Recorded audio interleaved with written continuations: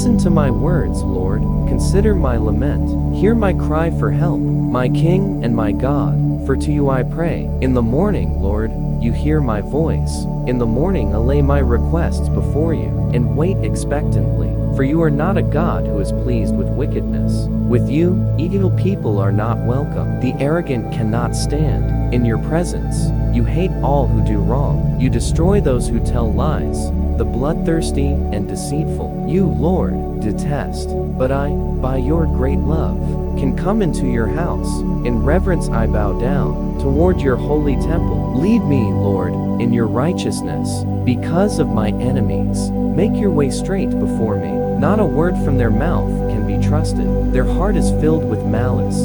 Their throat is an open grave. With their tongues they tell lies. Declare them guilty, O God. Let their intrigues be their downfall. Banish them for their many sins, for they have rebelled against you. But let all who take refuge in you be glad. Let them ever sing for joy. Spread your protection over them, that those who love your name may rejoice in you. Surely, Lord, you bless the righteous. You surround them with your favor as with a shield.